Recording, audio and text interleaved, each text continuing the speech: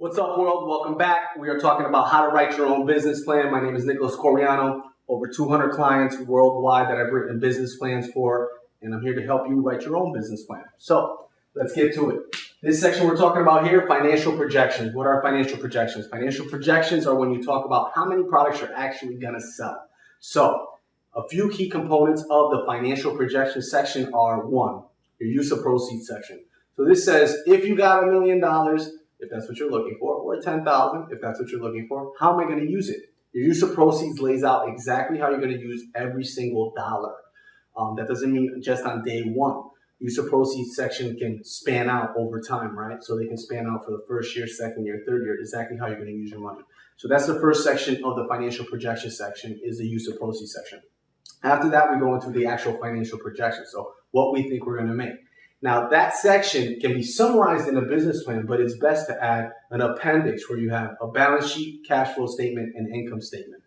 These documents really give an insight to the reader of exactly how much money you're going to have at any given time, how many assets versus your debt or liabilities you're going to have in your business plan. The financial projections come off assumptions based off of your market research. So in your market research, if it says that there's only 20 potential customers, so let's give a better example. If you are selling a product that you only want to sell to billionaires, right? There's only 1,800 billionaires in the world. So you're not going to market to everybody, and your market is defined by 1,800 people, right? So whatever the price of your product is can only be multiplied by those 1,800 people, right? Depending on if they can buy it more than once, we can multiply this, right? We can have an exponential factor there. But these financial projections, the biggest thing when it comes to forecasting your financial projections is making them realistic. So a couple tips on making them realistic. The first thing you want to avoid is what they call the hockey stick graph, right? So this is a hockey stick graph. A lot of startup entrepreneurs are people that are very ambitious and have a lot of zeal and character and a lot of drive, right?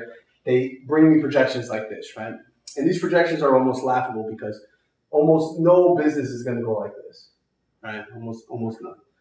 Most of them are going to go like that, right? So even businesses that you think went like this, they didn't really go like this, right? This curve, when you see them get to $1 billion, is generally because they stayed in this section. And this section, if you cut this off here, right, looks a lot like that, right? This section is still an increasing graph. So the biggest thing with financial projections is to be realistic and be super conservative. What you want to do is overestimate your expenses and underestimate how much you actually think you're going to make. Because no matter how well you write a business plan, it's not reality, right? So the only way that these things become reality is to base them off of facts. So in a startup phase, this is very hard, right? You don't have any facts. If you're an established business, these financial projections should be based off of your old financial projections and what you made before. So if you're a restaurant and you've been in business 5 years, or if you're an accountant and you've been in business 5 years and you made 60,000, 62,000, 64,000, 66,000, well, next year you're probably going to make 68,000, right? 70,000. Don't do this. Don't have this hockey graph unless you can prove scalability, which means you know that your marketing, what your ROI is on marketing. So for example, if you know that every time you put in $10 on marketing, you get $100,000 in profit, right? It's an outrageous projection, but you know that if you spend $20 on marketing, you make $200,000. And if you spend 30, you make $300,000. So if you have proven that, then the graphs can get a little bit crazier. But for the most part, if you're a startup, don't assume that because you put in $100,000 or any kind of money into any kind of marketing effort, that you're going to be able to capture your market research, right? So the biggest, the biggest tips here is be conservative. Make sure you put in your balance sheet, your cash flow statement, and your income statement, every single detail you think you need. When it comes to expenses, overestimate. There's always going to be something that comes up in your business that's going to cost you money.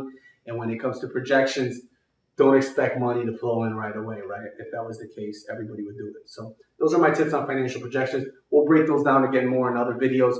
But for now, that's the most important thing. A quick tip on the balance sheet, the cash flow statement, and the income statement. Microsoft Word, Microsoft Excel, these are great tools. A lot of them have sample balance sheets, right? So you don't have to be a financial guru or a guy like me with a finance degree to actually finish your cash flow statement and your balance sheet. Download a template, play with it, see what it does if you make X amount per month, see what it does if you spend X amount per month. So the internet has a lot of great tools. My best advice for the financial projection section, make it one page, summarize your balance sheet, cash flow statement, income statement. And as far as those documents, go on Excel, download a template, play with them there, and then add them as an appendix to your business plan.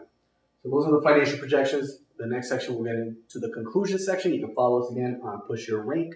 And you can follow me again on Twitter, Nicholas Coriano, NicholasCoriano. All right, thank you very much for watching, and we will see you on the next video.